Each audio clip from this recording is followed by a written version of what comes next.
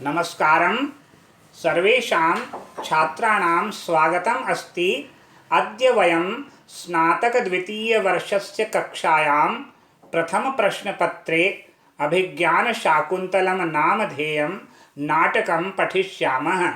नमस्ते विद्यार्थियों, पिछले वीडियो में हमने अभिज्ञान शाकुंतलम नाटक के तृतीय अंक के 2 श्लोकों को पूर्ण कर लिया था।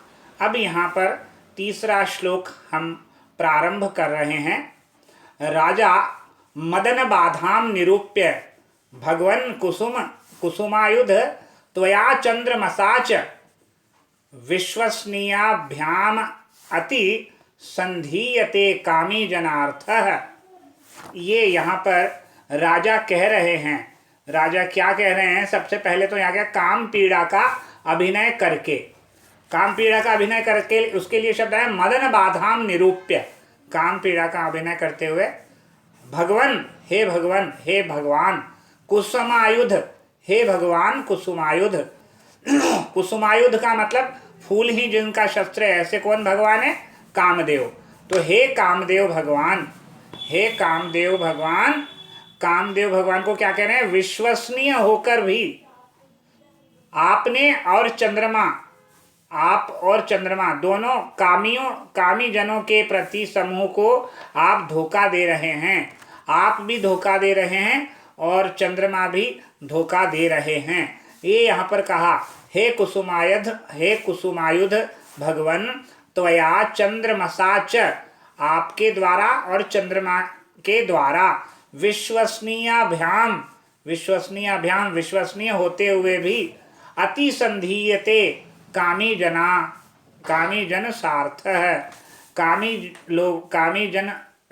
जनों को आप काम पीड़ा से संतप्त लोगों को आप, पीड़ा वाले लोगों को आप क्या दे रहे हो? संधीयते, विश्वसनीय होकर भी आप उन्हें, कामी जनों को क्या दे रहे हैं? धोखा दे रहे हो। कुतः, क्योंकि अब यहाँ पर धोखा दे रहे हैं कामदेव और चंद्रमा के विषय में कह रहे हैं। अब राजा उनसे क्या कह रहे हैं, कामदेव और चंद्रमा जी से, वह इस श्लोक में आप देखिए। तव कुसुम शरत्वं शीत रश्मित्वं इंदोः द्वयोमिदं मयथार्थ दृश्यते मद विधेषु विसृजति हिमगर्भैः अग्निमिन्दुर मयूखैः सत्वम अपि कुसुम बाणान वज्रसारी करोषि। देखिए, वापस से देखिए। सबसे पहले तव कुसुम शरत्वम शीत रश्मित्वम इंदोः, फिर द्वयम इदम अयथार्थ दृश्यते मद विधेषु, ये दूसरी लाइन है। और तीसरी, विसृजति हिमगर्भैरग्नि मिंदु मयूखैः सत्वम अपि कुसुम बाणान वज्रसारी करोषि। देखिए क्या कह रहे हैं। तो सबसे पहले तो यहाँ पर ये क्या कह रहे हैं, देखिए, तुम्हारा फूल के बाणों वाला होना, त्वम कुसुम शरत्वम, तुम्हारा फूलों के बाणों वाला होना, और चंद्रमा का शीत रश्मित्वम, और इंदोह शीत रश्मित्वम, और चंद्रमा का शीतल किरणों वाला होना, ये दोनों मुझ जैसों के लिए असत्य दिखाई दे रहे हैं। मुझ जैसे काम पीड़ितों के विषय में ये दोनों ही बातें असत्य दिखाई दे रही हैं। कौन सी 2 बातें?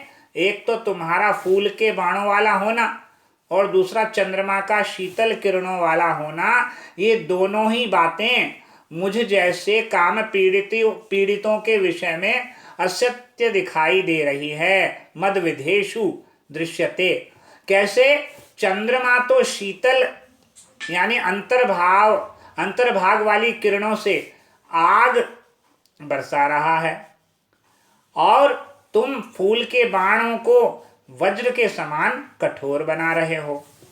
तात्पर्य क्या हुआ? चंद्रमा तो जो है वो क्या कर रहा है? चंद्रमा तो अग्नि की वर्षा कर रहा है, जबकि वह शीतल किरणों वाला है, और तुम अपने फूलों जैसे कोमल बाणों को कैसा बना रहे हो? वज्र सारी करोशी, वज्र के समान कठोर बना रहे हो। देखिए, अन्वय से हम इसको अच्छे से समझ लेंगे। एक बार हम इसका अन्वय पढ़ते हैं तो आप इसको बहुत अच्छे से समझ जाएंगे।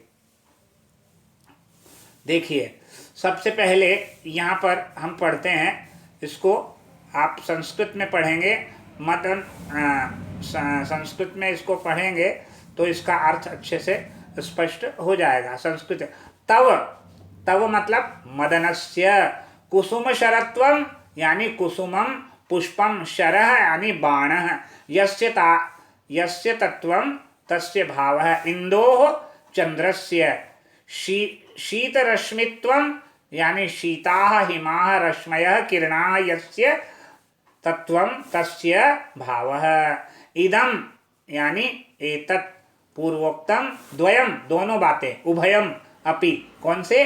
मद विधेषु, मम विधा प्रकारा येषां तेषु तेषां विषये अयथार्थम न यथार्थम सत्यम, सत्य नहीं है, दृश्यते अनुभूयते।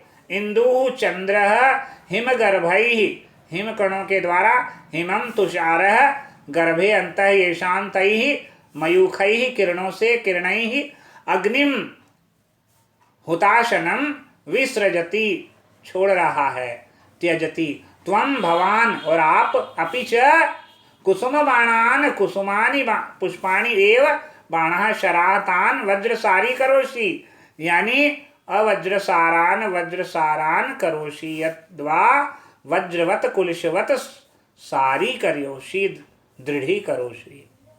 ये यहाँ पर बताना चाह रहे हैं। इसको एक बार से हम अलग से पढ़ेंगे तो आपको समझ में आ जाएगा। इसका तात्पर्य सिर्फ इतना सा है इस श्लोक का, जो मैं आपको बताता हूँ। यहाँ पर ये लिखा है कि आपने जो उनको कह रहे हैं चंद्रमा और चंद्रमा के साथ कामदेव, उन दोनों को संबोधित करते हुए यहाँ पर राजा कह रहे हैं। क्या कह रहे हैं? यहाँ पर राजा ये बताना चाहते हैं कि तुम्हारा फूलों के बाणों वाला होना, यानी कामदेव का तुम्हारा फूलों के बाणों वाला होना और चंद्रमा का शीतल किरणों वाला होना, ये दोनों ही बातें मुझ जैसे काम पीड़ित व्यक्तियों के विषय में असत्य दिखाई दे रहे हैं। क्यों? क्योंकि चंद्रमा शीतल किरणों वाला होने पर भी आग की वर्षा कर रहा है, आग बरसा रहा है, ठीक है, आग छोड़ रहा है। शीतल किरणों वाला, शीतल अंतर्भाग वाली किरणों से आग को डालता है, यानी आग छोड़ रहा है। और तुम फूल के समान कोमल बाणों वाला होते हुए भी तुम फूल के बाणों को वज्र की भांति दृढ़ बना रहे हो, कठोर बना रहे हो। ये यहाँ पर बताना चाहते हैं। अब इसमें क्या विशेष बात है? काम और चंद्र क्रमशः कुसुम शरत और शीत रश्मि कहे जाते हैं। इनके विशेषण है, कामदेव का विशेषण है और चंद्र का क्या विशेषण? तो कामदेव का तो विशेषण है कुसुम शर, और चंद्रमा का विशेषण है शीत रश्मि, ये कहे जाते हैं। पर विरही के लिए विपरीत प्रभाव दिखते हैं। श्लोक यहाँ पर ये श्लोक में बताना चाहते हैं। चंद्रमा का वर्णन और कुसुमायुध अर्थात कामदेव का वर्णन, विरह दशा की उक्ति होने के कारण यहाँ पर उचित ही प्रतीत हो रहा है। प्रस्तुत श्लोक में जो है मालिनी छंद का प्रयोग किया गया है। मालिनी छंद के प्रत्येक चरण में 15 वर्ण होते हैं, जो क्रमशः नगण नगण मगण यगण यगण के क्रम से 15 वर्ण होते हैं। मालिनी छंद के प्रत्येक चरण में 15 वर्ण होते हैं जो क्रमशः नगण नगण मगण यगण यगण के क्रम से होते हैं। और यति कहाँ पर होती है? 8 और 7 वर्णों पर यति होती है। पहली यति 8 पर, दूसरी यति पाद चरण के अंत में, पाद के अंत में, यानी पहले 8 पर यति, दूसरी 7 पर यति, हो गए 15। ये इसका न न म य युतेयम मालिनी भोगी लोकैः, न न म य युतेयम मालिनी भोगी लोकैः, ये इसका लक्षण है। और अलंकार अप्रस्तुत प्रशंसा, काव्यलिंग, रूपक, उपमा, विरोध, परिणाम और अनुप्रास अलंकार है। कौन कौन से? प्रस्तुत प्रशंसा, काव्यलिंग, रूपक, उपमा, विरोध, परिणाम, शेकानुप्रास और वृत्त्यनुप्रास, ये अलंकार हैं। परिक्रम में क्व न खलु संस्थिते कर्मणि सदस्यैर अनुज्ञातः श्रमक्लान्तः मात्मानं विनोदयामि निश्वस्य किं न खलु मे प्रिया दर्शनादते ऋते शरणमन्यत्र यथ यावद एनाम अन्विष्यामि सूर्यम अवलोक्य इमाम मुग्रताम वेलाम प्रायेण लतावलयस्तु मालिनी तीरेषु सखीजना शकुन्तला गमयति तत्रैव तावद् गच्छामि परिक्रम्य संदर्श्य रूपयित्वा आहु प्राणसुभगो अयम उद्देश्यः। ये यहाँ पर गद्य है छोटा सा।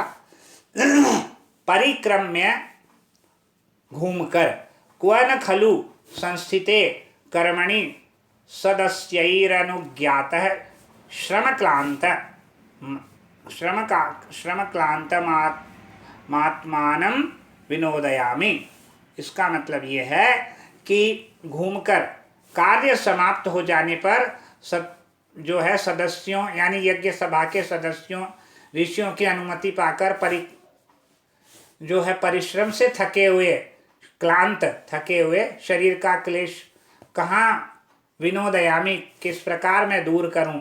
निश्वास छोड़कर वो कहते हैं प्रिया के दर्शन के बिना मेरे लिए दूसरी कोई शरण कहाँ पर प्राप्त होगी, तो मैं थोड़ा इसे ढूंढता हूँ।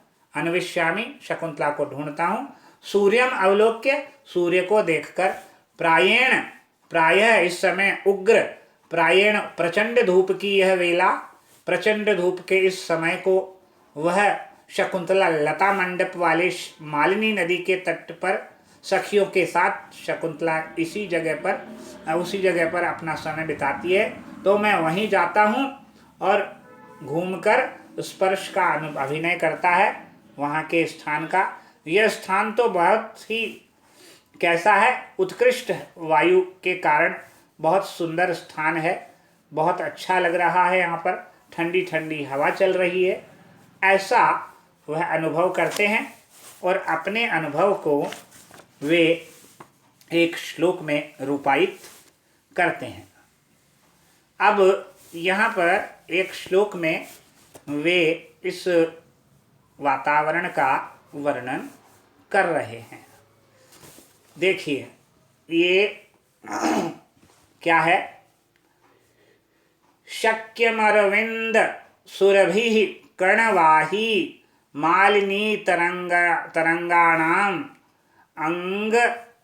अंगैरनंग तप्तैर अविरल मालिंगितुम पवनः। देखिए शक्यम अरविंद सुरभि कर्णवाही मालिनी तरंगाणाम, ये पहली पंक्ति। दूसरी अंगैरनंग तप्तैर अविरल मालिनी मालिंगितुम पवनः। तात्पर्य क्या हुआ? कमल की सुगंध वाली और मालिनी की तरंगों के कण को धारण करने वाली हवा का काम तप्त यानी अंग काम तप्त शरीर लगातार आलिंगन कर रहा है, कर सकता है। तात्पर्य क्या है? अनंग तप्तैहि का मतलब है अनंगेन कामेन तप्तैहि पीड़ितैहि, यानी काम से पीड़ित अंगैहि अवनैहि अरविंद सुरभि अरविंदस्य कमलस्य सुरभि गंधः इव सुरभि गंधः यस्य तादृशः मालिनी तरंगाणां मालिन्याः नद्याः तरंगाणां लहराणां कणवाही कणान् शीतकरान् वहति इति पवनः वातः अविरलं सततम् आलिंगितुम् उपगुहितुं शक्य है। तात्पर्य क्या है? कमल की सुगंध वाली और मालिनी की तरंगों के कणों को वहन करने वाली हवा का काम से पीड़ित अंग लगातार आलिंगन कर सकते हैं। तात्पर्य ये है कि यहाँ पर हवा तरंगों के संपर्क से शीतल और कण वहन करने से मंद और कमल के स्पर्श से सुगंधित है। अविरल का अर्थ लगातार है और यहाँ पर अनंग तप्त को कर्ता और अंग को करण भी माना जा सकता है। ऐसी वायु का ताप से तप्तों के लिए उद्दीपक है, दुष्यंत को सुखकर लगती है। ऐसा लगता है मन ही मन यह सोचकर कि शकुंतला का शरीर स्पर्श करके यह वायु आई है, वे सुख का अनुभव करते हैं। इसलिए शक्यम कर्मवाच्य में पवन का विशेषण होने से इसका प्रयोग किया गया है। प्रस्तुत श्लोक जो है वह छंद बताया है, आर्य छंद इसका प्रयोग हुआ है। आर्य छंद है और समासोक्ति अलंकार है और अनुप्रास अलंकार भी है। छंद तो है आर्या, यस्याह पादे प्रथमे 12 मात्रास तथा तृतीयेपि 18 द्वितीये चतुर्थके 15 सा आर्या, ये है। यह जिसके प्रथम एवं तृतीय चरण में 12 मात्राएं होती है, दूसरे चरण में 18 मात्राएं होती है तथा चतुर्थ चरण में 15 मात्राएं होती है, वह आर्या छंद कहलाता है। और ये जो है मात्रिक छंद है क्योंकि इसमें मात्राओं की गणना की जाती है। और यहाँ पर अलंकार की बात करते हैं तो समासोक्ति अलंकार है और श्रुति अनुप्रास, वृत्ति अनुप्रास, शेकानुप्रास इत्यादि अनुप्रास के प्रकार भी हैं। तो अनुप्रास और समासोक्ति अलंकार है। आज का वीडियो हम यहीं समाप्त करते हैं। अगले वीडियो में हम अगला श्लोक प्रारंभ करेंगे। तब तक के लिए यहीं विराम देते हैं। नमस्कार, धन्यवाद।